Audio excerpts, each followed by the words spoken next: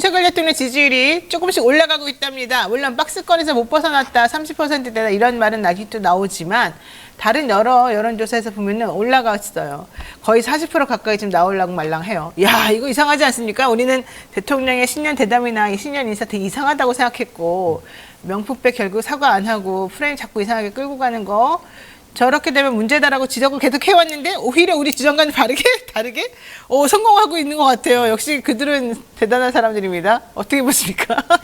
일단 그 보수가 639, 진보가 이제 463 이렇게 네. 보수 과표집이라는 지적도 있고 네, 보수 과표집. 또 그 네. 시기가 그 국민의힘 쪽의 내부 경쟁력 그 조사를 하던 시기여서 그게 좀 더 과하게 지금 나온 거 아니냐, 그런 컨벤션 효과다 이런 얘기도 지금 나온 상황이라서 네. 거기에 너무 과도하게 큰 의미를 부여하다가는 정부 여당이 상상 이상으로 더 혼쭐 나겠다 생각도 들었고, 당장 아까 KBS 그 녹방에 대해서도 지적을 네. 해주셨지만 그때 사람들이 원하는 것들, 그러니까 국민들이 듣고 싶은 얘기들에 대해서는 제대로 하지도 않고 심지어 민감한 문제들은 그냥 쏙 넘어가든지 아니면 그냥 뭐 파우치라고 말장난을 해서 결국 남아있는 건 KBS 지금 시청자 게시판 불탄 거 이것밖에 없거든요. 그래서 지금 이게 현실이기 때문에 저걸 보고 좋아하다가는 큰일 난다 생각합니다. 저는 저 황희두 이사님 말씀대로 그 보수 과표집 현상이 일시적으로 잡혔다고 저는 보고요. 그냥 무엇보다도 이렇게 보시면 심플할 것 같아요. 결국에는 지난 10월에 강서구청장 보궐선거가 있었잖아요. 서울 수도권에서. 그래도 나름대로 좀 중립적인 지역에서의 표심의 결과를 보면 어쨌든 민주당이 그때 17.15% 차이로 이겼거든요. 그게 지금까지는 우리가 놓고 봐야 될 민심의 흐름으로 일단은 전제값으로 봐야 될 것이고, 물론 그 이후에도 여러 가지 여야의 격돌이 있었기 때문에 평가가 또 있겠죠. 근데 지금처럼 윤석열 대통령의 저 지지율이 올라가고 있다. 그래서 그러면 국민의힘이 총선에서 이기는 것이냐. 여기에 대한 해석은 저는 완전히 반대이기 때문에 저것은 저는 보수 과표집 현상이 이번에는 좀 과다하게 반영된 것이다. 저는 이렇게 보고 있습니다. 사람들이 좀 설쯤 되고 그렇게 연휴가 되고 해가 바뀌고 그러면 마음이 좀 너그러워지잖아요. 나는 그래서 좀 마음이 너그러워져가지고 그래 내가 너에게 덕담 한마디 하마 너에게 기운 한번 북돋아주마 이래서 좀 나온 거 아닌가 이 사람 솔직히. 그리고 요즘에 중도들은요 아마 여론조사 전화가 많이 걸려올 거예요. 너무 그럼 싫어, 바쁘다 전화 안 보니까 받아요. 거의 네. 꺼버립니다. 맞아요, 그래서 맞아요. 응답을 많이 안 하는 이제 그런 효과가 또 있었어요. 심지어 응답을 한 분들 중에서도 중도층이 매우 잘못하면 56%입니다. 그러니까 그걸 잘 봐야 돼요, 대통령실 측에서도. 그러면은 진보층은 전화 안 받고 보수층은 열심히 받아요?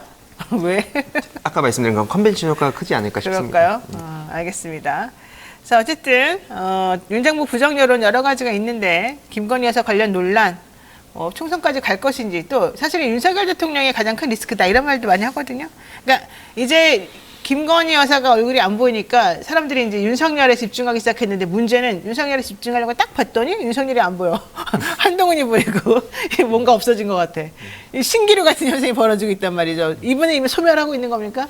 그러니까 저는 윤석열 대통령은 이제 이대로 가면 저는 역사상에 정말 이런 대통령은 없었고 정말 최악의 대통령으로 기록이 될 수밖에 없지 않겠는가. 왜냐하면 아니 지금 배우자의 뇌물수수 혐의가 명백하게 물증으로 나온 상황 아니겠습니까? 그럼 거기에 대해서는 대통령의 사과를 당연히 기대하지만 이 사과로 끝날 일이 아니잖아요. 그러니까 결국에는 지금은 사과를 안 하셨기 때문에 결국엔 이 수사를 받을 수밖에 없는 상황 아니겠습니까? 근데 윤석열 대통령은 수사권도 지금 편향적으로 행사하거나 남용하고 있고, 그리고 뭐 거부권도 남용하고 있고, 뭐 사명권도 남용하고 있고, 대통령으로서의 권한을 완전히 지금 사유화해서 엉뚱한 방향으로 지금 국정 운영을 하고 있기 때문에 전 여기에 대해서는 윤석열 대통령에 대해서 이제는 국민들께서 보이든 안 보이든 회복 불가능한 그런 부정 상태에 빠진 거 아니겠는가, 전 그런 생각이 좀 듭니다. 네, 자 어쨌든 이런 가운데 대통령 지지율이 일주에서 오름세를 보이고 있어요. 이게 8개월 만이라는데 왜 그러는 겁니까? 결집입니까?